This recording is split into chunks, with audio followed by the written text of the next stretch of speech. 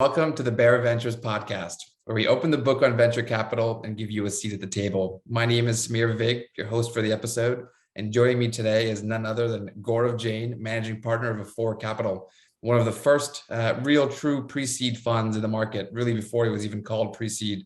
Gaurav, it's great to have you on today. Thanks, Samir, for having me. It's a pleasure. Yeah, no, we have been in touch quite a bit over the last year or so, and fortunate to have worked with you on many fronts between Bear and Afore.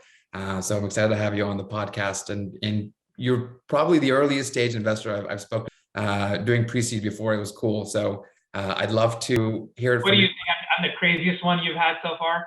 I think we'll learn more about that as we go, but definitely, it's come up in a prior episode, but of option value. You've got to be a little kooky when you're doing pre-seed, not for option value, but as a strategy. But it certainly worked out well. Look forward to sharing more with everybody. Perfect. Well, Gaurav, maybe a good place to start would be a little bit about your background and the firm and strategy before I butcher it myself. Awesome. So let's see, software engineer by training, went to University of Waterloo up in Canada. My family's first generation immigrants from India, moved to Canada when I was in high school. As I guess a good Indian kid, did software engineering. We were at BlackBerry actually, back when it was still a cool company. It used to be called Research in Motion in the early 2000s. And this is at a time when BlackBerry was selling like hotcakes. And was an engineer and embedded software developer on the core platform, wrote a bunch of code that was shipped on the BlackBerry devices. Then ended up starting a company that was venture backed. That was my first exposure to venture as a founder myself. That was in the mobile space, which then brought me to the Android team as one of the first product managers. At a time when Google was really going all in on mobile. Google realized that Apple was running away with mobile via the iPhone. And for Google as a company, they hate intermediaries, and so Google wanted to have a horse in the race in mobile. So Android was the answer to that. I was brought in with the mandate to help for market share. In the time I was working on the Android platform, we went from less than 1 million total users to about 1 million new users a day by the time I left. And for the last 10 odd years, I've been doing early stage venture. Initially, I was in a fund called Founder Collective. I was in for 4.5 years. I was the first person to join the fund outside of the two founders. And Founder Collective was sort of Gen 1 of micro VC funds. Historically, in venture, you see these funds like a Sequoia or Kleiner that would do everything from the first round all the way to pre-IPO. But as the venture landscape has gotten more competitive, you see a lot more focus, right? As you would expect in any industry that becomes competitive over time. So in the 2000s, you saw an emergence of a new class of venture capital funds that were stage focused. So Founder Collective was one of them, first round capital, and so on and so forth. So Founder Collective Fund 1 is a $50 million fund, was to invest in the first rounds of companies like Uber, the Trade Desk, Coupon, which is the Amazon of Korea, went public recently, BuzzFeed, so on and so forth. I was there for 4.5 years. Some of my investments including Airtable, that was started by a fellow product manager from the Android team, Cruise Automation, that was acquired by GM, building autonomous vehicles, Firebase, and so on and so forth. But one of the things I started to see towards 2015, 2016 is, very often I'd find myself telling founders, look, I like your background, I like what you're building, but you're too early for us, right? Go get some traction, go build a product, go get some, some customers, and then we can underwrite a $3 to $5 million seed round. And very often the founders would turn around and go like, hold on a second, so I need traction to get the money, but I need money to get traction. Like, how do I solve this catch-22?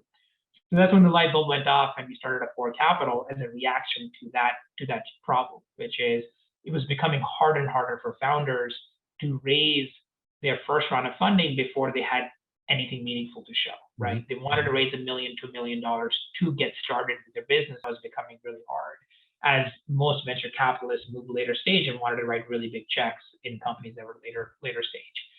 So we started Afore 5.5 years ago, partnered up with my now co-founder, who was the first PM at Twitter, one of the first 25 employees there. He was at Foundation Capital as a partner.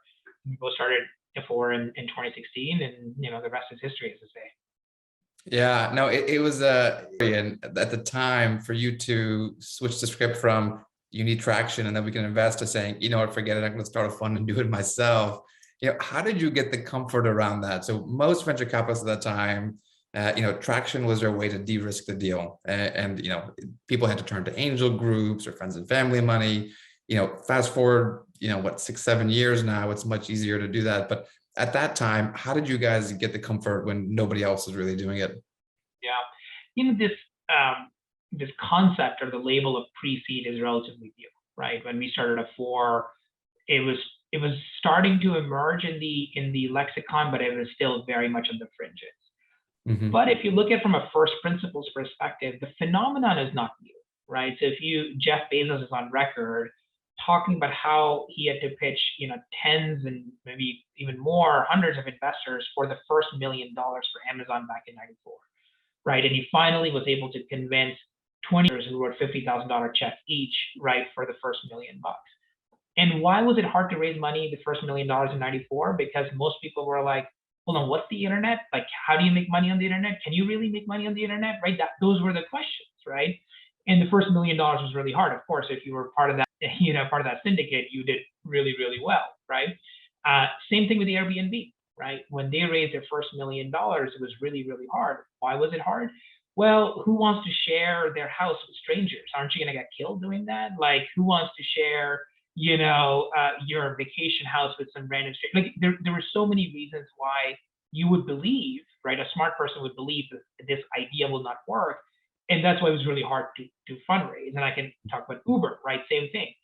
When our fund had previously invested, they were only doing Uber Black, and Uber Black cars feel like a relatively small market, and like taxis are very hard to penetrate. Anyway, there's a lot of reasons why that first round is always really hard for founders. But all great companies start there, right? Most founders that are successful are first-time founders, right? And the ideas are non-obvious. So we knew that it was a very lucrative zip code if you can do it right, right? And it's always existed, and in our opinion, it'll always continue to exist. It'll always be hard to invest before it's obvious, right? It is because there's thousands and thousands of companies to look at, and you've got to obviously pick a few to invest in. So we knew the opportunity was there, and we were hearing from founders, firsthand that it was getting harder and harder for them to find that money. So we knew if we get it right, there's a lot of money to be made, and we had a conviction in ourselves that if with the right diligence process, with the right focus, we will be able to pick, what we believe will be the next, really big companies. Mm-hmm. Yeah, it's interesting. So, if you look back then around your thesis of why you got comfort on the deal, I'm assuming a big part of it also was the actual round dynamics, and we'll talk about how they've changed now. But can you talk a bit about where and how pre-seeds were pricing back then, and maybe what you're seeing in the market now as just obviously more entrants that have come in. Yeah, the median pre-money for Fund 1 was $5.9 million, and the median round size about $1.5 million, right? Mm-hmm. So the median post money is, let's say, about $7.4 million or so. So the idea is founders, when they're just getting started, they want to raise $1 million to $2 million, right? They would price the deal at somewhere between 6 to 8 million post money. So for a check of about $750K to $1 million, we can get 10 to 15% ownership, right? That was sort of the portfolio construction with Fund 1, and Fund 2 is pretty similar. Now, of course, especially because of COVID, the market opportunities for most of our companies have increased several fold. Right, you see e-commerce adoption obviously has accelerated many, many years, right, because of COVID. Same thing with cloud adoption in enterprise, and I can go on and on and on. So as that has happened, and as you see public market comps and public market valuations for tech companies have ballooned quite a bit. Mm-hmm. Of course, have come down a little bit in the last few weeks, but still elevated relative to pre-COVID, partially because the markets have gotten larger. That has obviously translated all the way up to our round, right, to some extent, which is founders are saying, well, now I'm building for a much larger outcome, and hence the price should be a little bit higher initially. So, more recently, I'll say the pre-seed rounds are probably maybe closer to $2 million in size, and the post money is maybe closer to 10, maybe sometimes 12 million post money.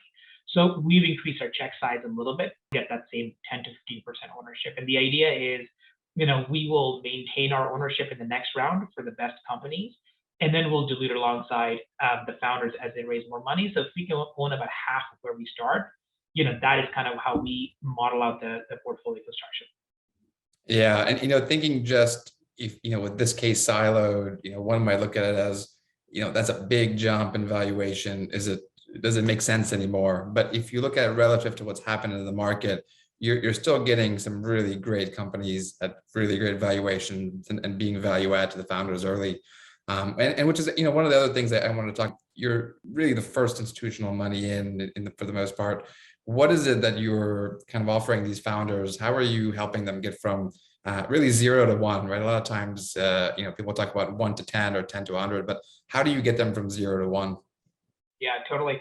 So look, as much as obviously there's dearth of institutional capital at this stage, like true believers, we still believe that capital is not what our differentiator is, right? Because ultimately, so the reason founders choose to work with us is not because we're the only ones willing to write the check, but for many other reasons. And it tends to fall in one of 3 buckets where we look to help founders at different stages within that 0 to 1 journey. It tends to be around recruiting, right? So usually we invest in 1 or 2 founders. So they've got to build that early bench, usually engineers, technical talent, but also as they start to scale the business, some go-to-market talent. Their head of sales, some account executives, SDRs, folks doing cold calling and so on and so forth. So we help them identify candidates, help them interview those candidates, and help them close candidates. It's a tight labor market, as you know, so the best talent has many, many options. So where founders pull us in is to say, hey, here's Samir, who we've been talking to, we really like him, but he's got 3 other offers, including from Google and Facebook and so on and so forth. Can you help convince him to take a lower salary and join us? So I'll get on the phone and I'll talk about why I believe this company will be the next big thing, why we invested, what our thesis was, leverage the fact that I was an investor in Airtable and Firebase and Modern Health and say, hey, I've seen these patterns before and I believe the team and it's a really interesting business. So here's why you'd be, an idiot to not join this company, and that helps close candidate. 1. Number 2 tends to be on go-to-market, right? How do we identify design partners, right? Our first few customers, right? Not even the first few customers, design partners before that, right? Folks that we can co-develop the product with, right? Who will give me early feedback on what is the right feature set, how do I, who should I focus on, and so on and so forth. So how do we help you, again, identify and recruit those design partners, get the initial business on the ground? And the third, and probably the most, the biggest kind of area tends to be around future fundraising, right? So the company's raised, let's say, pre-seed of millions, within 12 to 18 months of raising a $10 million seed today. So thinking through who are the right partners we should pitch, how do we tell the story, the narrative, iterating on all of those elements tend to be, where we get very involved. So those are 3 big buckets on why founders choose us, right, over anybody else. And frankly, a big part of their diligence for the founders is talking to other founders in our portfolio and validating to say, how were we actually helpful, right, beyond the capital, right? And if they hear exact case studies and stories of where we move the dial, that's when, it's a competitive market out there, and that's how we, end up getting into deals. Yeah, no, I'd agree with you that candidate Samir, he sounds pretty wonderful. So, and the examples you gave are very much when the companies are kind of taking flight and growing, and you're helping them scale. How do you think through being such an early investor, those scenarios where things might not work out according to plan? You have such a long time horizon between your money comes in and when potential, a lot can happen in the middle. So, curious your thoughts on pivots and how you guys support that at that time as well. So more of our companies could pivot than they don't, right? And pivot is it almost has a negative connotation. We actually think it's a positive thing. What that means to me is, look, when we invest, it's mostly a pitch deck and an idea, right? But when the rubber meets the road, the best founders learn a lot and learn really fast and iterate really fast. Because ultimately the point of a business is to meet a customer demand, right? Is not to build something you think the world should want, it's something the world wants to actually use. So every single company that's been successful in our portfolio has gone through those iteration cycles really, really fast, right? Where by the time they go from 0 to 1, the product, the go-to-market looks very different than what we initially actually anticipated. And that's completely par for the course. And actually, that is why we think focus matters in our business, because when you're a Series A, Series B investor, right? When you're used to investing at growth stage, the challenges the companies face are very different than the challenges the companies face at our stage. So if a growth investor comes in at our stage, they will inevitably freak out because they're not used to seeing companies change directions so dramatically, so frequently. But we are very comfortable with that. In fact, we push, for that level of iteration, right? Because if the founders are not iterating fast enough, we just don't think they're learning fast enough. And some founders, frankly, the ones that don't do so well are very dogmatic, right? Very like, no, I know exactly what to build, and they're just going to keep trying to push a square peg, down a round hole. So I think it's very much par for the course. And look, man, even like when I look at some of our more successful companies like in Modern Health, right, in the mental health space, a company that does tens of millions of revenue now. There were many meetings, right? Many interactions we had in the first year where I'd walk away and go like, I think there's a chance we will lose our money here. Like, I don't think we've quite found, that hook, right? I don't think we've quite found that, beachhead from where we can grow, and that's okay. But we don't freak out in those moments, right? We stay with them. We stick with the founders. We as long as they're willing to work hard and iterate and listen to the customer, we are there with them side by side. And some companies take a little bit longer to find that initial traction. Some companies find it faster, and that's completely okay. After having done this for 10 years now, we've seen a lot, and we're comfortable with that. Yeah, and it's a true testament to, I think, what a true pre-seed investor needs to do, and kind of what separates the bunch. More and more you're hearing that that's not the case. And so, I appreciate you kind of walking through that. And you mentioned, maybe a growth stage investor coming into your space or stage at pre-seed. Curious what you're seeing in the market generally. A lot of funds are raising very, very, very large seed funds, which inevitably end up making their way into these pre-seed deals as well. Not that rounds mean anything anymore, the names, but curious your view on what's happening and where that goes. Yeah.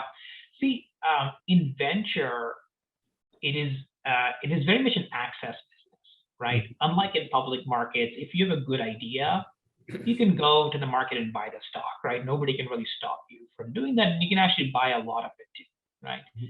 Private markets work very differently, right? It's very much proprietary access, right? And hence, funds realize that the later you are in the company's life cycle, the harder and harder it becomes to access it, right? So it is all about getting in that on that cap table as early as possible. Start building that relationship as early as possible, and that gives you a lot of option value to then double down, triple down in future rounds. So the most coveted position, if you may, on a cap table, of course, is the seed round, is the first round or pre-seed, whatever you want to call it, this absolute first name on the cap table. So everybody wants to do it, right? Every investor in venture capital will tell you, like, yes, we want to be the first investors. In reality, it's very hard, obviously, to pull it off, right? Because we talked about focus early. I think focus matters a lot. And then the founders see through that, right? Founders are asking themselves, is this investor just buying a cheap call option, right? Because for them, $2 or $3 million doesn't mean anything. And if I decide to double down, or are they genuinely here to build a business alongside? So I think that's where obviously we end up differentiating ourselves versus everybody else in the market that's also trying to invest at our stage. And I think what a lot of funds are doing, frankly, where they raise these $400 or $500 million quote unquote seed funds, is they're investing in post-traction rounds. They're just calling it a seed fund because they want the founders to feel like they should be talking to this fund because they're doing seed investments, right? But when they start talking to these funds, they'll very often push back and say, yeah, I like you. I like what you're building, but you're too early for it, unless it's a repeat founder, right? Unless it's a blank check founder who's made money for them or somebody else. Of course, in that case, you can walk into an Andreessen and collect a $10 million check and you're great. But if you're a first-time founder, again, I go back to the Airbnb example or Jeff Bezos with Amazon, first-time founders, a little kooky, like doesn't really make sense, right? A lot of reasons they may not work. For those founders, it is still very hard to raise from those large funds. And it's because, you can only write $1 million, $2 million check at our stage. If you're managing $1 billion, $2 billion, $3 billion, it's just, no matter how hard you work, you have 24 hours in a day. So you cannot write so many small checks and spend the time with the founders. It's just the math doesn't add up. Yeah, no, I completely agree with you. And, it's very important, I think almost, one of the most important stages of the company. And again, every stage of a venture investor will say differently, but but that really the first check-in, the folks that are there for you day and day and night, it's very, very important. And so I want to kind of flip the question a little bit to, advice for founders, those out in the market where there's really more options than ever for a first check. There's websites you can go to. There's larger, more established venture or angel groups. There's more late stage investors coming into the pre-seed first check space. More firms calling themselves pre-seed or first check. What should they be looking for from an investor that comes into the cap table early? Yeah, I think there's a few things. One, we say like prioritize those that will prioritize you, right? For founders, this is not a call option, right? They're all in. In a lot of cases, founders have really bet the farm, right, to start this company, and they've quit what's probably a pretty cushy job. A mid-level engineer at Google can clear $500,000 these days, right? So, it's a lot of money they'll usually leave on the table to start this company and make zero salary, and they're in it for 10 plus years if it's going to be a successful company. And it takes a lot of hard work and stress, right, to build a business. So we tell founders, look, you want folks around you. We want folks that are partners with you that have a similar level of dedication to the company, right? So I think that's number one. I think number two, we were talking about earlier, like focus matters. Like, is this the right product for you as a founder, right? Because of course, the investors are buying a part of the company, but also the founders are buying the VC, right? They have ones that have many options. They should figure out which one's the best fit for them, right? Who can move the dial the most for them, right? That's number two.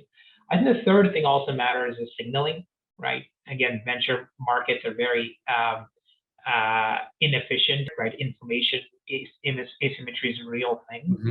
So we tell founders, like, look, if you take money from a big fund who should have been investing in your Series A or B very early on, that if they decide not to invest in the Series A, it doesn't mean it's going to completely torpedo your round, but it does raise some questions, right? Why is this amazing Series A fund who's already on your cap table, has incredible amount of information about your company? Why are they not, leading this round? That's their bread and butter. So again, that's another thing that could potentially hurt you. So I think like those are probably the big things that of course, founder testimonials, right? Do a back channel diligence on the people you're going to take money from. Jeremy Levine, who's a partner at Bessemer, he spoke at our pre-seed summit last year, and he talked about how one of the founders asked him for a reference to a friend or family member, right? And it was kind of like, never heard that before, but like actually it's very astute, right? Because when you take money from a firm, you're really taking money from a person who's going to join your board, who's going to spend a lot of time with you. And you really want to know what this person is like to be around for many, many years, right? You cannot fire your investors, right? Unlike an employee, like once an investor invests in your company, only they get to decide when they leave your captive, right? Mm-hmm. And so you got to be really thoughtful about saying, hey, this is the one-way decision I'm making. So have I done my diligence to know this is the person, this is the firm that I want to work with for the rest of the history of this company. And that is why, these days the rounds are moving so fast, and I feel like there's some remorse later on when people realize they perhaps got into bed with somebody they didn't fully diligence, and it's unfortunate, and that's going to happen. So we encourage founders to do a lot of diligence on us before they choose to take our money and talk to people. Of course, I'm happy to make intros to our portfolio founders, but the best thing to do is just back channel us, right? And see what people have to say. I like the question on introduce me to a friend or family member. I haven't used the next deal I do, they're going to hate you for it, but I think it's a very good question. And you mentioned, a few things that are interesting. One is the, founders remorse, if you will, later seeing that maybe they didn't make the right decision on, taking the brand name or whatever it may be. And then the other part of that is signaling, which kind of ties to that in terms of, companies still doing well, but maybe not the top 2% of the seed bucket of one of the late stage funds. Now they're getting that question for their Series A. It's something that I'm personally seeing more and more and more of day by day as we talk to more and more founders. Curious your thoughts on, you've talked about the past and the present, but how do you see this shaking out? What is your view on, what do you think will happen to this market as this happens more and more? Yeah, for sure. in the last year and a half, I believe the valuations have gotten ahead of where companies really are from a fundamentals perspective. And you saw that in the public markets, in the last, January has been a tough, month for high growth stocks that are, negative cash flow and so on and so forth. And maybe there's more to go. I don't know. Same thing happened in the private markets. Now in the private markets, deals don't get repriced as easily, right? Because we don't mark to market at the end of every day, right? The only time you really see repricing or mark to market is when there's a new round.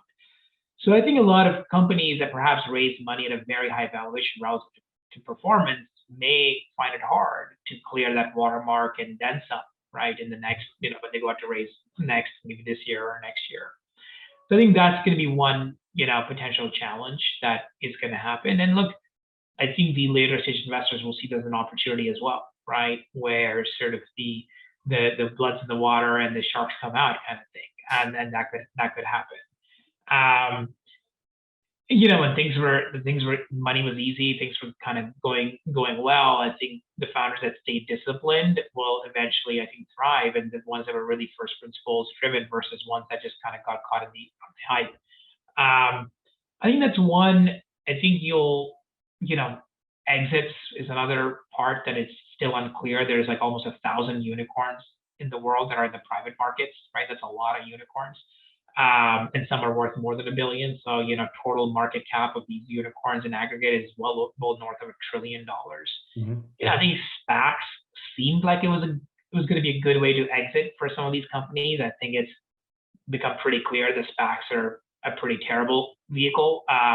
Most are underwater and some very underwater. And it could be a function, maybe it was bad companies going, I don't know, maybe it's bad timing, whatever it was, but I don't think SPACs are going to be the way a lot of good companies go public. So, I don't know. I don't know what that liquidity looks like, frankly, especially for later stage investors, right? Who put in a lot of money at very high valuations and, may or may not see liquidity anytime soon. The thing with our fund, because we invested pre-seed, because we invest so early, LPs understand they're in it for the long run, right? Companies take 5 to 10 years, sometimes more than that, to go public or be sold. So they're pretty patient. But I think when you're investing, in a fund that's supposed to be doing pre-IPO, but companies take much longer to exit, it's a trickier place to be. So I think there's going to be, some interesting times ahead. But that said, man, like if you look